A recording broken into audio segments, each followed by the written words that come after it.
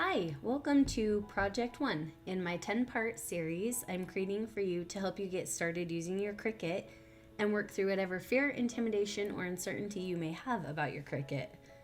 Our Thanksgiving will be small this year, so I'm working on a few simple projects like this banner to add some extra touches and make our house feel more festive. So are you ready to jump in? For this project, I'm going to be using my Cricut Maker.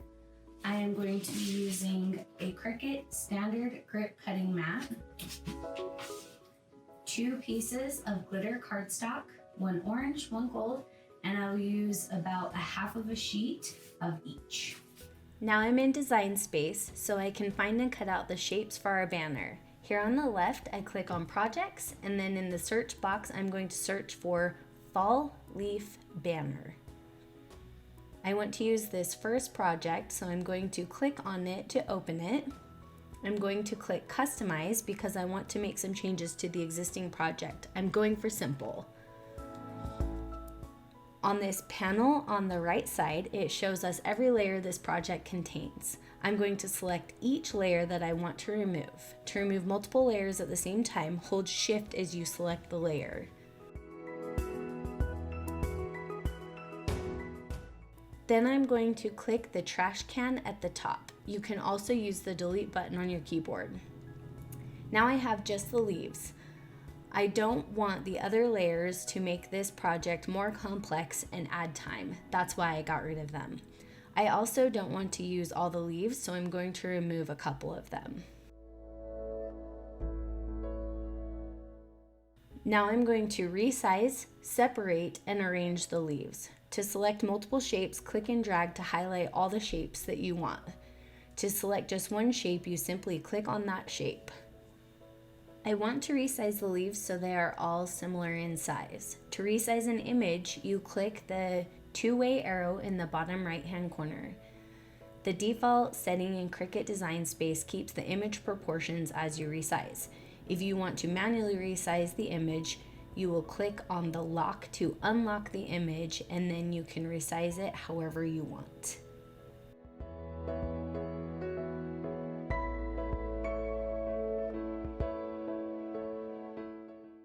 You can see here that I'm making this leaf skinnier and shorter, but not at the same proportion as the original image.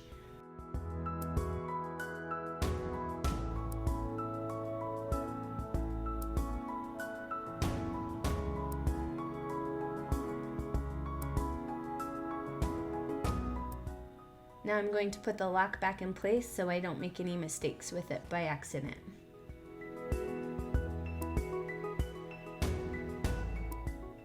One more time. Changing those with the proportion setting off. Locking it back up. Now I'm going to change the leaf colors. The reason for changing the colors is so that it sorts them into 2 different mats and provides a visual of what I'm working with. I have a gold cardstock and an orange cardstock, so I'm choosing yellow and orange.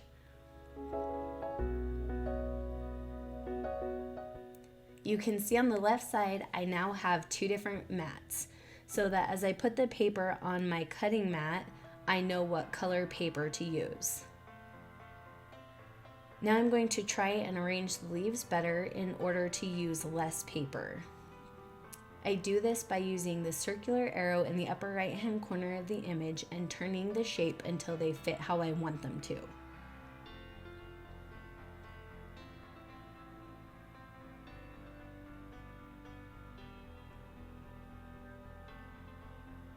Unfortunately, it doesn't look like I'm going to get a totally straight line here, but that's okay. I'm still saving paper. Now that I have them arranged how I want them, we're going to get cutting the leaves. Click Continue in the bottom right hand corner. This is the screen where I will select the material I'm cutting, which again is glitter cardstock. In the search bar, I type glitter and hit enter. Find the correct material in the list, then hit done. I don't typically do this, but I know that this particular glitter cardstock is pretty thick, so I'm going to click the pressure drop down and select more to ensure that it will cut all the way through the cardstock. Now we are going to leave Design Space and use the buttons on the Cricut Maker. I'm going to open the lid and turn it on. Remove the protective film from the Cricut cutting mat.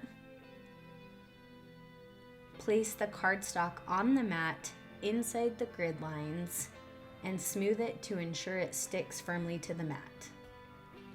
Place the mat under the alignment tabs and push the blinking double-sided arrow to insert the mat. Once it's loaded, push the blinking Cricut C to start the cutting process. The machine will do a quick calibration and then begin cutting.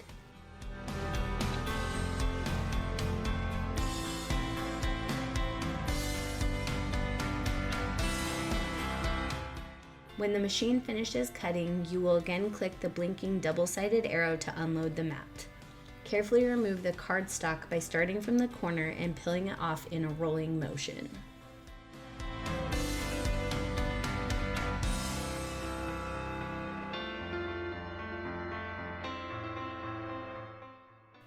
To safely remove the cut-out leaves, you want to roll the mat to help release the cardstock from the mat so that nothing tears.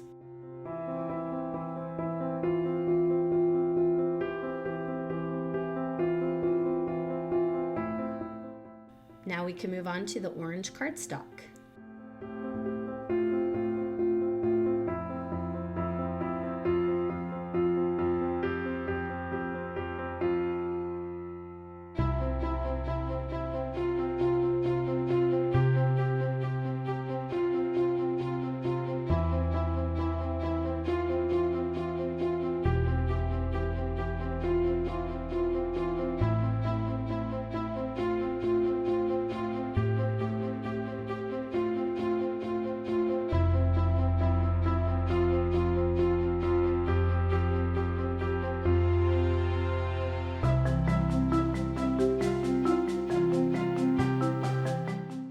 I had a little bit of trouble with this cardstock. Several of the leaves didn't cut all the way through and stick to the mat.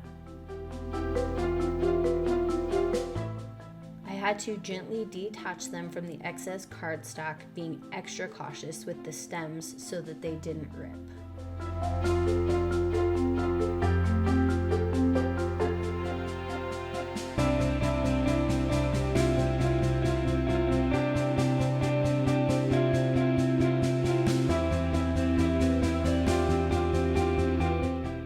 As you'll see here, one of the leaves pulled a little extra paper, so I'm going to gently rip it off, pulling downward rather than upward so I don't risk ripping the leaf.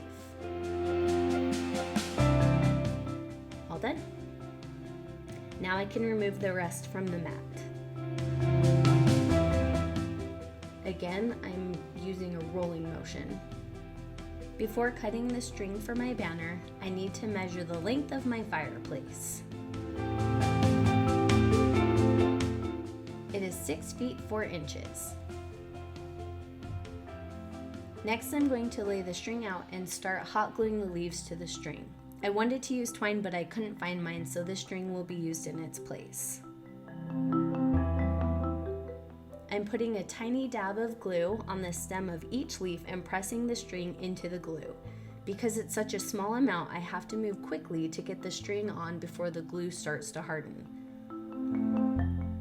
I'm using a ruler so that my leaves are approximately 4 inches apart.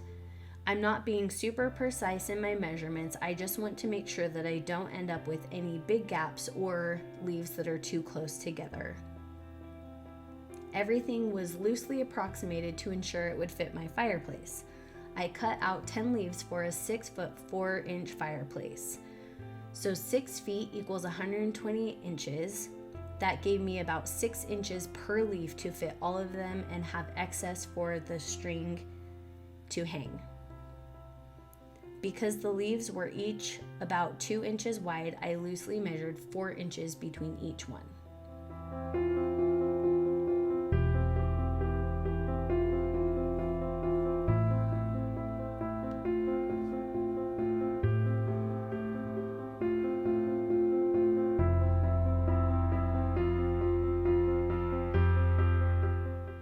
Okay, all done.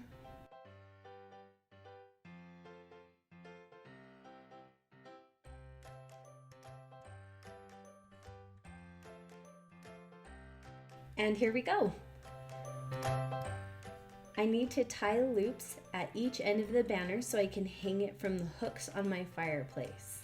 I'm going to make knots that can easily be taken out just in case I need to retie one.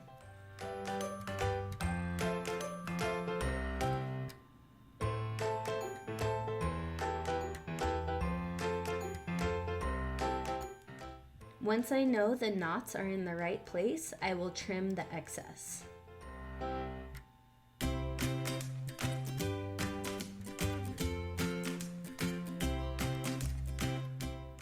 Perfect! Now that we know it fits, I'm just going to cut the excess string off.